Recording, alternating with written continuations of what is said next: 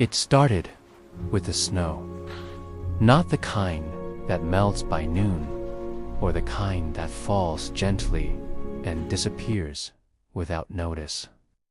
No, this was the stubborn, clinging snowstorm that had blanketed the entire neighborhood in a thick, pristine layer of white. By the time I finally dug out my driveway, it was nearly midnight. My back ached, my hands were numb, and my boots were soaked through. But the driveway was clear, at least for the moment. I stood back and admired the neat wall of snow that I had pushed to the edges of my property, a barricade of sorts, and went inside. The next morning, I could hear the shouting before I even opened the blinds. Karen. Of course, it was Karen. She lived 2 houses down and had been the unofficial neighborhood vigilante ever since she moved in. She had a flair for drama that could rival any daytime TV star. And apparently, snow removal violations were her latest obsession. From behind the curtain, I watched as she stomped down the street, phone pressed to her ear, pointing at my driveway with exaggerated horror. This illegal. He's blocking the street. Someone stop him, she shrieked, her voice echoing in the crisp morning air.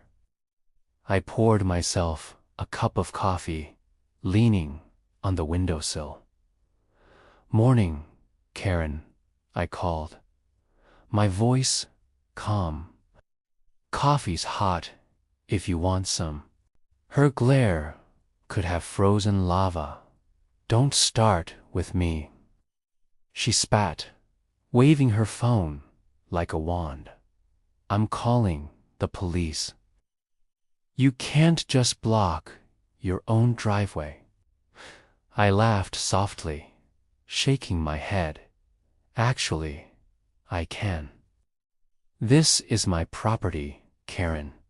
That's my driveway, and that's my snow. Her jaw dropped. You can't just. What if someone needs to get through? You're endangering the neighborhood. I leaned back, taking a sip. I shoveled your walkway too, I said. You're welcome. Karen's hands flew to her face. This is outrageous, outrageous. She wailed into the phone. I could hear the police officer's voice faintly through the speaker, calm and measured, trying to explain that there was no violation here. Karen, of course, didn't hear any of it. She was too busy pacing my yard, gesturing wildly at the snow. By noon, the police had come and gone. They had confirmed what I already knew. It was my property, and I had every right to block my driveway. Karen stormed back inside, muttering curses under her breath. But the drama didn't end there. Karen had friends on the HOA board, at least, she claimed she did. Within hours, emails and letters began arriving in my mailbox. Threats of fines, complaints about neighborhood safety, and citations for blocking common access. I read them all with amusement. There were typos, grammar errors, and passive-aggressive warnings that only made me smirk. By the second day, the tension escalated. I decided to have a conversation with her, One last attempt at civility before things got out of hand. I walked over to her house, careful not to step on her immaculate walkway. Karen opened the door almost before I knocked. "I'm glad you're here," she said, her tone dangerously sweet. "We need to talk about your obstruction." "I thought we just did," I said, folding my arms. "The police already said there's no obstruction. The snow is on my property. I'm allowed to block my driveway if I want to." Her eyes narrowed. "You think this is over? You think a little law will stop me?" I raised an eyebrow. "No, I think common sense will. You know, the same thing you claim to have every time you call the HOA." She flinched, but recovered quickly. "I have rights too," she said.